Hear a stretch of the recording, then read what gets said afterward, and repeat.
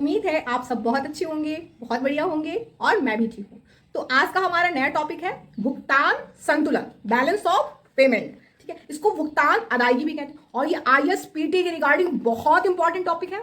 और मैं जो जो पॉइंट्स यहाँ पे आपको पढ़ाऊंगी उससे कैसे प्रश्न पूछे गए हैं वो भी मैं पैरेलल आपको बताते चलूंगी और आप देखना, आप पढ़ेंगे और हर एक प्रश्न को आप बहुत आसानी से हल कर लेंगे, टैकल कर लेंगे। ठीक है, थोड़ी आज तबीयत कम अच्छी है तो थोड़ी आवाज़ की पीस थोड़ी वो रहेगी, बाकी मैं पूरी कोशिश करूंगी चिल्लाने की। ठीक है, माइक तो है नहीं मेरे पास, था भी तो अच्छा नहीं है। तो बैलेंस ऑफ पेमेंट को अब समझते हैं, तो शुरू करते हैं आज की क्लास। बैलेंस ऑफ पेमेंट की पहले हम समझते हैं आवश्यकता क्यों है। कोई चीज़ हम जाने समझे पढ़े तो हम ये पहले समझने की कोशिश करें कि इसकी हमें आवश्यकता क्यों है। तो बैलेंस ऑफ पेमेंट की हमें आवश्यकता क्यों है। हम जानते हैं कि भारत हो या विश्व का कोई भी देश हो, अपने साझेदार देशों के साथ, अपने व्यापारिक साझेदार देशों के साथ क्या करता है, आयात और निर्यात करता है। किसका आयात निर्यात? वस्तु और सेवा का आयात और निर्यात करता है। कोई भी विश्व का देश अपने साझेदार व्यापारिक देश के साथ वस्तु और सेवा का क्या करता है, आयात और निर्यात करता है। और हम जानते हैं कि जो विश्व में लगभग 80% आयात और जो निर्यात होता है वो किसमें होता है, डॉलर में होता है। किसमें होता है, डॉलर में होता है। तो भुगतान संतुलन यही बताता है कि डॉलर का अंतर प्रवाह कितना हुआ और बहिर्प्रवाह कितना हुआ, यानी डॉलर कितना आया और कितना गया। डॉलर के अंतर प्रवाह और बहिर्प्रवाह को पता लगाने के लिए, ज्ञात करने के लिए हमें जरूरत पड़ती है किसकी, भुगतान संतुलन की। क्योंकि विश्व का 80% व्यापार डॉलर में होता है, इसीलिए हमें भुगतान संतुलन की क्या पड़ती है, जरूरत पड़ती है, या इसकी क्या होती है, हमें आवश्यकता पड़ती है, ताकि हम पता लगा सकें कि डॉलर का अंतर प्रवाह कितना हुआ और बहिर्प्रवाह कितना हुआ। ठीक है, तो एक प्रत्येक वर्ष का कैलकुलेट किया जाता है क्या, भुगतान संतुलन। तो अब समझते हैं कि भुगतान संतुलन है क्या। आप आवश्यकता समझिए, आवश्यकता में ऐसे समझिए कि जैसे आप किसी से कोई लेन देन करते हैं, ठीक है, तो आपने किसी को कितना क्या बेचा और उसने आपको कितना बेचा, तो आप एक खाका तैयार करते हैं ना कि भाई इतना मैंने खर्च किया, इतना खरीदा मैंने, इतनी मेरी इनकम थी, इतना मैंने खर्च कर दिया। वैसे ही जिस व्यक्ति से आप खरीद रहे होंगे, सपोज वो भी आपसे कुछ व्यापारिक लेन देन करता हो तो भी अपना खाका तैयार करता है। ठीक है, तो भुगतान संतुलन का जो खाका तैयार करने का काम है वो कौन करता है, IMF करता है, इंटरनेशनल मॉनेटरी फंड करता है। IMF तैयार करता है इसका खाका। ठीक है, लेखा जोखा पूरा खाका IMF तैयार करता है, लेकिन विवरण आपको देना होता है। विवरण आपको कैसे, जैसे आप कहीं कोई एडमिशन दें या कहीं कोई फॉर्म होता है बैंक में, आप खाता खुलवाने चाहते हैं ना, तो क्या होता है, जैसे आपने अपना आधार कार्ड बनवाया, ठीक है, तो आधार कार्ड आप अपने से नहीं बना रहे होते हैं, आधार कार्ड बना रही होती है गवर्नमेंट, अपनी जो वेबसाइट्स होती है साइट्स के रिगार्डिंग बनता है। लेकिन खाका जो डाटा है वो आप दे रहे हैं कि आपका नाम क्या है, आपके पापा का नाम है, जो इन्फॉर्मेशन वो मांग रहे हैं आप दे रहे हैं, लेकिन ओवरऑल व्यू आपको तैयार करके सरकार दे देती है। तो खाका आधार कार्ड किसने बनाया, गवर्नमेंट ने आपका आधार कार्ड जारी किया, लेकिन इन्फॉर्मेशन आप देते हैं। वैसे IMF क्या करता है, इन्फॉर्मेशन लेता है देशों से और जो भुगतान संतुलन है उसका खाका तैयार करता है। ठीक है, तो भुगतान संतुलन है क्या, बैलेंस ऑफ पेमेंट है क्या। किसी भी देश का, किसी एक देश का अन्य सभी देशों के साथ, वो कोई भी देश हो, चाहे भारत ले लो, किसी भी देश के सापेक्ष आप ले लो, तो किसी एक देश का अन्य सभी देशों के साथ एक वित्तीय वर्ष में समस्त आर्थिक लेखा जोखा को भुगतान संतुलन कहते हैं। किसी एक देश का किसी अन्य सभी देशों के साथ एक वित्तीय वर्ष में समस्त आर्थिक लेन देन को भुगतान संतुलन कहते हैं। अब ये समस्त आर्थिक लेन देन का क्या मतलब होता है, समस्त आर्थिक लेन देन का मतलब होता है आयात और निर्यात, कि कितना किसने किसको आयात किया और किसने किसको निर्यात किया, यानी डॉलर का अंतर प्रवाह कितना हुआ, इनफ्लो कितना हुआ, और डॉलर का बहिर्प्रवाह कितना हुआ, डॉलर का आउटफ्लो कितना हुआ। यह होता है हमारा क्या, भुगतान संतुलन। ठीक है, अब इससे ISPT 2011 और 13 में प्रश्न भी पूछा गया है। ठीक है, अब एक भुगतान संतुलन की आप विशेषता समझिए और इसके बाद हम एक स्ट्रक्चर से आपको समझाएंगे। ठीक है, और फिर आप उनके प्रश्नों को हल करेंगे और आप देखिएगा आप हल कर लेंगे। तो पहले विशेषता समझते हैं कि भुगतान संतुलन की ओवरऑल विशेषता क्या है। आप जितना आगे भुगतान संतुलन पढ़ेंगे तो उसकी सारी खूबियां आप यहीं पर सुन लेंगे और वो जो विशेषता है उनको फिर डिटेल में समझेंगे। ठीक है, तो पहली विशेषता क्या है कि एक वित्तीय वर्ष के लिए बनाया जाता है, भुगतान संतुलन एक वित्तीय वर्ष के लिए बनाया जाता है। इसका निर्माण देश का केंद्रीय बैंक करता है, यानी हर देश का केंद्रीय बैंक अपना भुगतान संतुलन बनाता है, जबकि जो इसका प्रारूप है, जो इसका खाका है, वो IMF बनाता है, IMF तैयार करता है। हमने आपको बताया ना कैसे खाका बनाने का क्या मतलब है। तो निर्माण प्रत्येक देश का केंद्रीय बैंक करता है। जैसे भारत का केंद्रीय बैंक क्या है, RBI। ठीक है, वैसे ही जैसे अमेरिका का फेडरल रिजर्व है, तो ये अपना अपना देश में भुगतान संतुलन को तैयार करेंगे, लेकिन इसका जो प्रारूप है, खाका, वो कौन देगा, कौन जारी करता है, IMF बनाता है। ठीक है, भुगतान संतुलन हमेशा डॉलर में मुद्रा को प्रदर्शित किया जाता है। भुगतान संतुलन में मुद्रा डॉलर जो होगी उसको प्रदर्शित किया जाता है। भुगतान संतुलन दो खातों से मिलकर बना होता है।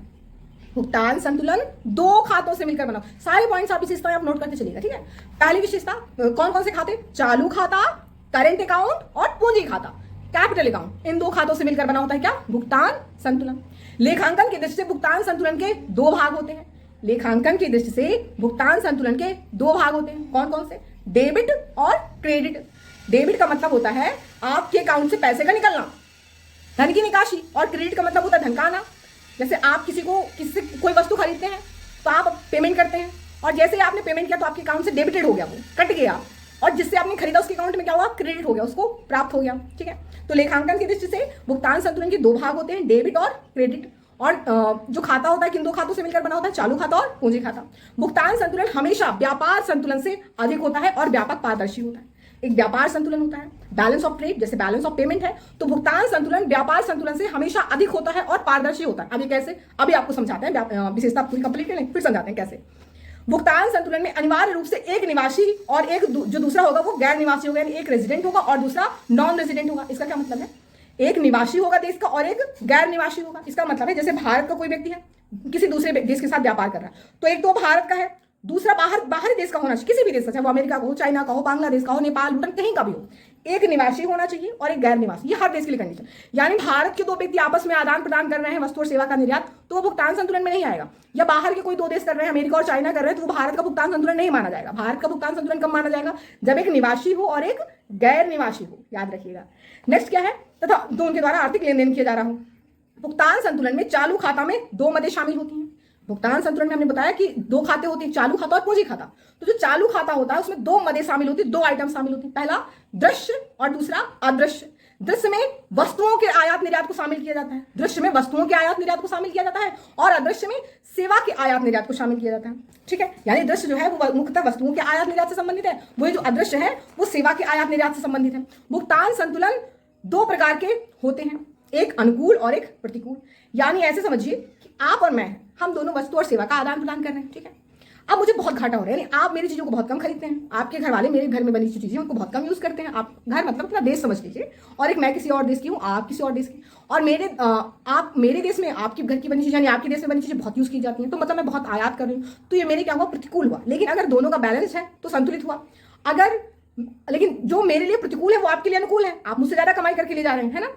तो भुगतान संतुलन दो प्रकार का हो सकता है, कैसा, एक अनुकूल हो सकता है आपके और एक प्रतिकूल हो सकता है। चालू खाता दो प्रकार का होता है, चालू खाता जो होता है वो भी दो प्रकार का होता है। एक होता है चालू खाता अधिक, जब चालू खाता अधिक में होता है, अधिक का मतलब होता है सरप्लस में, करेंट अकाउंट सरप्लस, CAS, और एक होता है चालू खाता घाटा, करेंट अकाउंट डेफिसिट।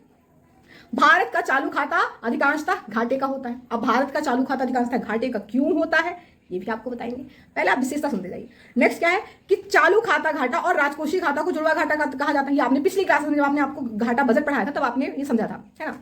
यदि अभी क्यों है ये भी बताएंगे आपको।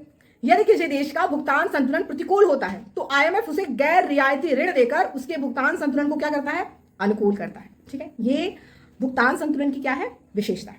तो हमने क्या बोला कि भुगतान संतुलन व्यापार संतुलन से क्या होता है, हमेशा अधिक का होता है। क्यों अधिक का होता है, यानी व्यापार संतुलन कम होता है, जो भुगतान संतुलन है वो अधिक व्यापक होता है, पारदर्शी होता है। कैसे, देखिए व्यापार संतुलन का संबंध किससे होता है, केवल व्यापार संतुलन का संबंध केवल वस्तुओं के आयात और निर्यात से होता है। यानी व्यापार संतुलन में केवल वस्तु शामिल होती है। ठीक है, व्यापार संतुलन तीन प्रकार का होता है। एक संतुलित व्यापार, संतुलित व्यापार का मतलब होता है जब आयात और निर्यात दोनों बराबर हों। ठीक है, आप समझ रहे हैं अभी व्यापार संतुलन और भुगतान संतुलन दोनों में अंतर क्या है। हमने बोला कि भुगतान संतुलन व्यापार संतुलन से अधिक होता है और पारदर्शी होता है। अब पहले उन दोनों में अंतर समझेंगे तभी तो समझेंगे कि कौन अधिक है ना। तो व्यापार संतुलन क्या होता है, व्यापार संतुलन में केवल वस्तु का आदान प्रदान होता है, केवल वस्तुओं का आदान प्रदान होता है, यानी वस्तुओं का आयात या निर्यात होता है। ठीक है, इसमें सेवा शामिल नहीं होती है।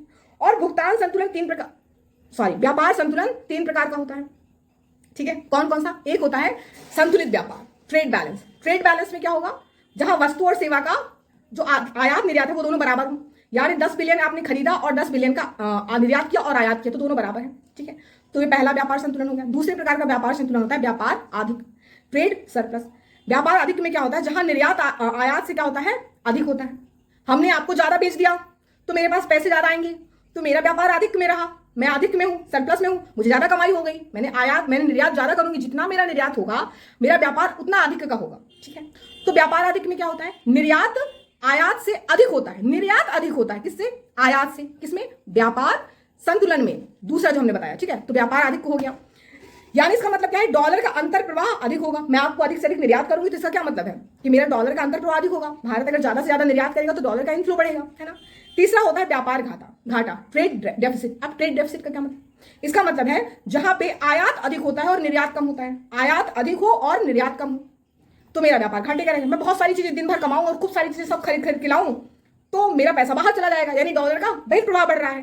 ठीक है, तो व्यापार घाटे का मतलब होता है जब डॉलर का बहिर्प्रवाह बढ़ता है, यानी आयात अधिक होगा, हम चीज ज्यादा खरीदेंगे तो पैसे जाएंगे, मुद्रा बाहर जाएगी, तो हम डॉलर के सापेक्ष की गणना करते हैं तो डॉलर बाहर जा रहा है। ठीक है, तो 3 प्रकार का व्यापार घाटा होता है, 3 प्रकार का हमने क्या बोला, संतुलित व्यापार होता है। व्यापार 3 प्रकार का होता है। ठीक है, एक होता है संतुलित व्यापार, और एक अधिक व्यापार, और व्यापार घाटा। ये था हमारा व्यापार संतुलन, जिसमें केवल वस्तुओं का आदान प्रदान होता है। ठीक है, यानी वस्तुओं का आयात निर्यात होता है, इसमें सेवा शामिल नहीं होती। किसमें? व्यापार संतुलन में। व्यापार संतुलन के 3 प्रकार हो गए, संतुलित व्यापार, अधिक व्यापार और घाटे का व्यापार। अब दूसरा हमने बोला भुगतान संतुलन। भुगतान संतुलन में वस्तु और सेवा दोनों का आयात निर्यात शामिल होता है। भुगतान संतुलन में वस्तु और सेवा दोनों का आयात निर्यात किया जाता है। ठीक है, इसके अतिरिक्त इसमें कुछ अन्य मदें भी शामिल होती है, जैसे लाभांश हो गया, ब्याज हो गया, लाभांश हो जाता है, ब्याज हो जाता है, हस्तांतरण एक तरफा हस्तांतरण। ठीक है, जैसे उपहार हो गया, अनुदान हो गया, यानी सहायकी हो गई।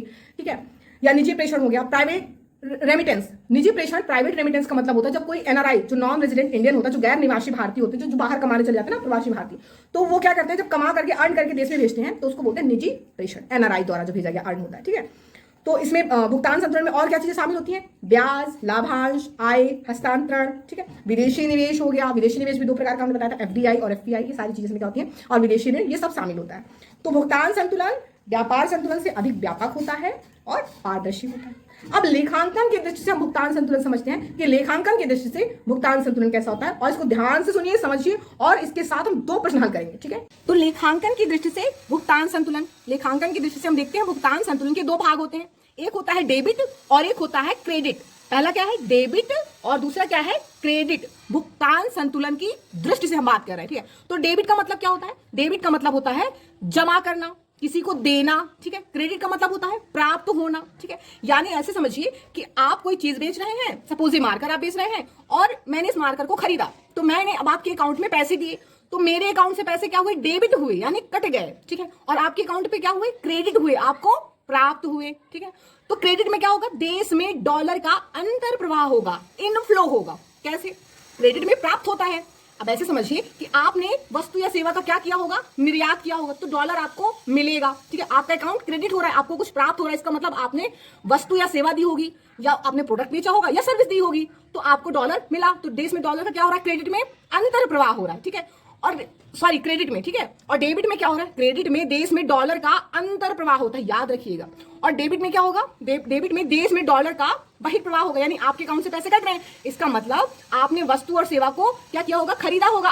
अब जब वस्तु और सेवा को आप खरीद रहे होंगे तो क्या होगा? आपको पेमेंट करना पड़ेगा, तो डॉलर देश से बाहर जा रहा है। वही क्रेडिट में क्या कर रहे हैं? आप वस्तु और सेवा को बेच रहे हैं। आप जब वस्तु और सेवा को बेचते हैं तो क्या होता है? डॉलर का इनफ्लो होता है, अंतर प्रवाह होता है। ठीक है, और डेबिट में आप क्या करते हैं? डॉलर का बहिर्प्रवाह हो रहा होता है, यानी आप वस्तु और सेवा को खरीद रहे होते हैं। ठीक है, तो प्रत्येक आर्थिक लेन देन में एक देश का डेबिट दूसरे देश का क्रेडिट होगा, और अन्य देश का डेबिट घरेलू देश के लिए क्रेडिट होगा। इसके कहने का मतलब यह है कि आप और मैं अभी मार्कर का लेन देन कर रहे हैं, तो सपोज ये मार्कर 30 रुपए का है। ठीक है, अब जो चीज मेरे लिए डेबिट है वो आपके लिए क्रेडिट है, जो चीज मेरे लिए डेबिट है वो आपके लिए क्या है? क्रेडिट है। भाई मैं इस 30 रुपए को दे रही हूं तो मेरे अकाउंट पे डेबिटेड हो गया, लेकिन आपके अकाउंट पे क्या हुआ? ये क्रेडिटेड हुआ। ठीक है, तो क्या हो रहा है? दोनों बराबर, यानी आर्थिक लेन देन क्या हो रहा है? बराबर हो रहा है, संतुलित हो रहा है। आप उदाहरण से समझिए कि जैसे भारत और चाइना, ठीक है, चीन है, अब दोनों के बीच वस्तु और सेवा का सपोज आदान प्रदान हो रहा है, तो भारत ने चीन से कुछ खरीद लिया। ठीक है, कितने का आयात किया? मतलब कितने का? $50 बिलियन का। ठीक है, तो अब भारत ने क्या किया? डेबिट किया, वस्तु और सेवा को खरीदा तो उसको देना पड़ेगा, पेमेंट करना पड़ेगा, तो चाइना को। तो भारत ने $50 बिलियन चाइना को क्या किया? डेबिट किया। तो जो भारत ने डेबिट किया, लेकिन चाइना के लिए $50 बिलियन क्या है? क्रेडिट है, उसको प्राप्त हो रहे हैं। दूसरा एग्जांपल ये कि भारत ने अमेरिका से कुछ खरीदा, कोई वस्तु और सेवा आयात की। ठीक है, तो भारत ने $10 बिलियन अमेरिका को दिए। अब भारत जो दे रहा है वो भारत के लिए तो डेबिटेड है, यानी $10 बिलियन भारत के लिए डेबिटेड है, लेकिन अमेरिका के लिए, यूएसए के लिए वो क्या है? उसका क्रेडिट है। $10 बिलियन का क्या है? क्रेडिट है। ठीक है, तो जो भारत के लिए डेबिट है वो किसी और के लिए क्या है? क्रेडिट है। ठीक है, इसीलिए इसको लेखांकन की दृष्टि से भुगतान संतुलन हमेशा क्या होता है? संतुलित होता है। क्यों? क्योंकि यहाँ जो कुल डेबिट होता है कुल क्रेडिट के बराबर होता है। तो जब IMF बनाएगा, इसका खाका तैयार करता है, तो एक तरफ लिखेगा डेबिट और एक तरफ क्रेडिट। तो इंडिया ने $10 बिलियन क्या किया? डेबिट किया। किसको? यूएसए को। ठीक है, इंडिया ने $50 बिलियन डेबिट किया। किसको? चाइना को। एग्जांपल हम आपको दे रहे हैं। ठीक है, तो टोटल डेबिट कितना हुआ इंडिया की तरफ से? 60 बिलियन, और टोटल क्रेडिट कितना हुआ? 60 बिलियन का। यानी हम देख रहे हैं कि जितना डेबिट हो रहा है उतना क्रेडिट हो रहा है, इसी को बोलते हैं भुगतान संतुलन। ठीक है, यानी भुगतान संतुलन हमेशा कैसा होता है, संतुलित होता है। कुल डेबिट जो होता है वो कुल क्रेडिट के क्या होता है, बराबर होता है। इसी को बोलते हैं डबल अकाउंटिंग सिस्टम। क्या बोलते हैं इसको, डबल अकाउंटिंग सिस्टम। अब आप भुगतान संतुलन का ये जो स्ट्रक्चर है इसको थोड़ा याद रखें, इससे ISPT 2013 और 14 में पूछा गया है। ठीक है, तो हमने क्या कहा कि भुगतान संतुलन में दो मुख्य खाते होते हैं। ठीक है, एक होता है चालू खाता, इसको बोलते हैं करेंट अकाउंट, और एक होता है पूंजी खाता, इसको बोलते हैं कैपिटल अकाउंट। क्या बोलते हैं, कैपिटल अकाउंट। ठीक है, तो अब बैलेंस ऑफ पेमेंट में दो खाते, चालू खाता और पूंजी खाता, करेंट अकाउंट, कैपिटल अकाउंट। ठीक है, चालू खाता में दो मदें शामिल होती हैं, दृश्य और अदृश्य। दृश्य में मतलब होता है जैसे वस्तु का आयात निर्यात, वस्तु का आयात निर्यात। ठीक है, इसी को बोलते हैं क्या, भुगतान संतुलन। ठीक है, वहीं अदृश्य में क्या होता है, सेवा का आयात निर्यात। दृश्य में वस्तु का आयात निर्यात और अदृश्य में सेवा का आयात निर्यात। ठीक है, इसमें ब्याज, लाभांश, आय, हस्तांतरण, हस्तांतरण कैसा, एक तरफा हस्तांतरण। एक तरफा हस्तांतरण कैसा, जैसे उपहार होता है, गिफ्ट होता है ना, वन साइडेड होता है। अनुदान होता है, या इसी को सहायता बोलते हैं, सहायकी बोलते हैं, सब्सिडी जिसे बोलते हैं। निजी प्रेषण, इसी को बोलते हैं प्राइवेट रिमिटेंस। निजी प्रेषण को क्या बोलते हैं, प्राइवेट रिमिटेंस। यानी जब NRI अर्न करके भारत में पैसा भेजता है। ठीक है, तो ये चालू खाता, उसकी दो मदें हो गई, दृश्य और अदृश्य। दूसरा है पूंजी खाता। ठीक है, अब इसको तीन भागों में बांटा गया। एक है विदेशी निवेश, फॉरेन इन्वेस्टमेंट, और दूसरा क्या है हमारा विदेशी ऋण, और तीसरा क्या है विदेशी परिसंपत्ति।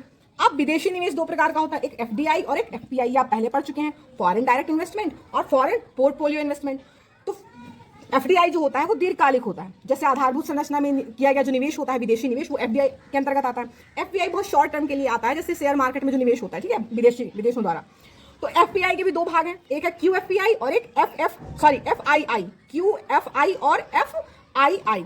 अब FII का फुल फॉर्म होता है foreign institutional investor. Foreign institutional investor यानी विदेशी संस्थागत निवेशक, जो कैसे होते हैं, कंपनी के रूप में होते हैं। कैसे होते हैं, कंपनी के रूप में होते हैं। ठीक है, और QFI का मतलब क्या होता है, qualified foreign investor. Qualified foreign investor, योग्य विदेशी निवेशक। ये व्यक्ति या व्यक्ति समूह के रूप में होते हैं, कौन, QFI। ठीक है, और नेक्स्ट हमने क्या, FPI दो भाग हो गए। विदेशी ऋण में क्या होता है, देखो, विदेशी ऋण में होता है एक निजी कंपनी द्वारा जो ऋण लिया जाता है। ठीक है, जैसे ECB हो गया। ECB मतलब क्या होता है, एक्सटर्नल कॉमर्शियल बोरोइंग, बाह्य वाणिज्यिक उधार। ठीक है, दूसरा होता है विदेशी ऋण सरकार द्वारा जो लिया जाता है, जैसे IMF से लिया गया उधार, ये SDR के रूप में होता है। ठीक है, विशेष आहरण के रूप में। ठीक है, और एक होता है अन्य संस्थान। अन्य संस्थान जैसे ब्रिक्स बैंक की तैयारी से लिया गया जो स्रोत होता है सरकार द्वारा। ठीक है, तीसरा क्या है, तीसरा है विदेशी परिसंपत्ति, जो NRI जमाओं के रूप में होता है। ठीक है, NRI जमाओं के रूप में, जैसे NRE, NRO और FC NRB, इस रूप में। ठीक है, तो अब इससे देखिए ISPT 2013 और 14 में पूछा क्या गया है। ठीक है, आप ये स्ट्रक्चर याद रखिए और प्रश्न सुनिए, आप ध्यान से सुनिए।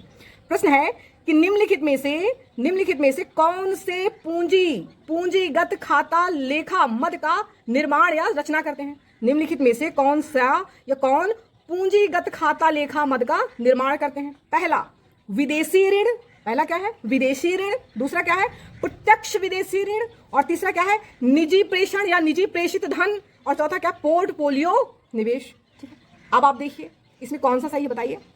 हमने कहा विदेशी ऋण, बताइए क्या विदेशी ऋण पूंजीगत खाता लेखा का निर्माण करता है। पूंजीगत खाता लेखा का निर्माण करता है विदेशी ऋण, बिल्कुल सही। दूसरा हमने क्या कहा, प्रत्यक्ष विदेशी निवेश। क्या प्रत्यक्ष विदेशी निवेश, FDI, ये पूंजीगत खाता का निर्माण कर रहा है, बिल्कुल सही, दूसरा भी सही है। तीसरा है निजी प्रेषित धन। निजी प्रेषित धन क्या ये करता है, नहीं, ये नहीं करता। चौथा क्या है, पोर्टफोलियो निवेश। पोर्टफोलियो निवेश FPI। तो देखिए कौन कौन सा सही है, पहला, दूसरा और चौथा। तो इस तरह आपका ISPT जो 2013 में प्रश्न था ये हल हो गया। अब आप 2014 के प्रश्न को देखिए। 2014 में पूछा गया था कि भुगतान संतुलन के संदर्भ में निम्नलिखित में से किससे या किसने चालू खाता बनता है। भुगतान संतुलन के संदर्भ में किससे चालू खाता बनता है, अब बताइए चालू खाता किस किस से बनता है। पहला व्यापार संतुलन से, दूसरा विदेशी परिसंपत्ति से, तीसरा अदृश्यों का संतुलन, चौथा विशेष आहरण अधिकार। अब बताइए कौन सा सही है। पहला क्या है, व्यापार संतुलन। प्रश्न क्या है कि भुगतान संतुलन में चालू खाता किससे बनता है, चालू खाता किससे बनता है। तो पहला क्या है, व्यापार संतुलन, बिल्कुल भुगतान संतुलन या व्यापार संतुलन, पहला बिल्कुल सही। दूसरा क्या कह रहा है, विदेशी परिसंपत्तियां। विदेशी परिसंपत्तियां तो पूंजीगत खाते में आता है, यानी ये गलत हो गया ऑप्शन। तीसरा क्या है, अदृश्यों का संतुलन, बिल्कुल हम देख रहे हैं अदृश्य का संतुलन, ठीक है। चौथा है विशेष आहरण अधिकार, ये नहीं है। विशेष आहरण अधिकार किसमें है? पूंजीगत खाता में, ठीक है। तो इस प्रकार हम देख रहे हैं कि पहला और तीसरा सही, यानी व्यापार संतुलन और क्या है हमारा तीसरा क्या था हमारा अदृश्यों का संतुलन। तो ये ISPT 2014 का प्रश्न है। तो इस तरह आपने देखा ये इतने से स्ट्रक्चर से आपने दो चीजें हल कर ली, ISPT 2013 और 14 के प्रश्न को आराम से आपने हल कर लिया, ठीक है। तो हमने कहा चालू खाते में दो प्रकार की मद शामिल होती हैं। कैसे? दो प्रकार की मद शामिल होती हैं, एक दृश्य और एक होती है अदृश्य, ठीक है। विजिबल एंड नॉन विजिबल, दृश्य और अदृश्य। एक और चीज आप समझिए, देखिए होता क्या है कि अगर कभी जैसे डॉलर का अंतर प्रवाह, डॉलर का अंतर प्रवाह का मतलब क्या होता है? डॉलर आ रहा है, इसका मतलब हमने वस्तु और सेवा को निर्यात किया होगा, यानी हमारा अकाउंट क्या हुआ होगा, जब हमने किसी कुछ बेचा होगा तो हमें क्रेडिट हुआ होगा हमारे अकाउंट, है ना। तो डॉलर का अंतर प्रवाह मतलब क्रेडिट हुआ, ठीक है। यानी डॉलर का अंतर प्रवाह बढ़ने का मतलब क्या है? क्रेडिट होना, ठीक है। क्रेडिट होने का मतलब डॉलर का अंतर प्रवाह बढ़ना। तो इसको हम मान लेते हैं, इसको हम प्लस के साइन से डिनोट कर लेते हैं, ठीक है, ताकि जब हम आके आपको समझाएं तो आपको दिक्कत ना जाए या बहुत बार मुझे लिखना ना पड़े, ठीक है। तो इसको हम प्लस का साइन ले लेते हैं, ठीक है। प्लस का साइन क्या डिनोट कर रहा है? डॉलर के अंतर प्रवाह को, ठीक है, यानी क्रेडिट हुआ आपका। नेगेटिव साइन का डिनोट कर रहा है डॉलर का बहिर्प्रवाह, यानी डेबिट हुआ। बहिर्प्रवाह डॉलर का अगर बढ़ता है तो क्या होता है? डेबिट होता है, यानी आपके अकाउंट से पैसे कट रहे हैं, ठीक है। तो डॉलर का बहिर्प्रवाह हो रहा है, इसका मतलब जैसे आप किसी से कुछ खरीदते हैं तो पैसे देते हैं ना, तो डेबिट हो जाता है, यानी आपके अकाउंट से पैसे कट गए तो बाहर चला गया, यानी डॉलर इस तरह आप डॉलर को देखिए तो डॉलर क्या हुआ? बाहर गया। डॉलर का बहिर्प्रवाह बढ़ जाता है, आउटफ्लो बह रहा, आउटफ्लो हो रहा है, इसको हम नेगेटिव साइन से डिनोट कर रहे हैं, ठीक है। तो अब हम एक चालू खाता करंट अकाउंट बनाते हैं, ठीक है, ये साइन याद रखिएगा, ठीक है। तो चालू खाता चलिए बनाते हैं। एक तरफ रखते हैं दृश्य और एक तरफ रखते हैं अदृश्य मदे। दृश्य में क्या है? जैसे वस्तु या माल, यूपीएससी इसको माल बोलता है और इंग्लिश में इसको बोलता है मर्चेंडाइज। क्या बोलता है? मर्चेंडाइज। तो दृश्य में है माल या वस्तु का आयात निर्यात, ठीक है। इसको ध्यान से समझिएगा, इससे हम ISPT 2020 का भी देखना आपके सामने प्रश्न हल करते हैं और आप हल कर लेंगे, इनको समझिए ध्यान से, ठीक है। ऐसे ही प्रश्न आते हैं। तो दृश्य में वस्तु और सेवा का आयात निर्यात हो गया, ठीक है। इसी को हम क्या बोलते हैं? भुगतान संतुलन। वस्तु और सेवा का आयात निर्यात जो होता है उसको हम क्या बोलते हैं? भुगतान संतुलन। पिछली क्लास में भी हमने आपको बताया था। तो हो क्या रहा है यहाँ पे? हमने क्या किया? ये वस्तु और सेवा में हमने लगा दिया माइनस का साइन। इसका मतलब क्या है? डॉलर का बहिर्प्रवाह बढ़ रहा है, डॉलर का बहिर्प्रवाह बढ़ रहा है। माइनस साइन क्या डिनोट कर रहा है? कि डॉलर का बहिर्प्रवाह बढ़ रहा है। इसका मतलब क्या हो रहा है? हम आयात ज्यादा कर रहे हैं निर्यात की अपेक्षा में।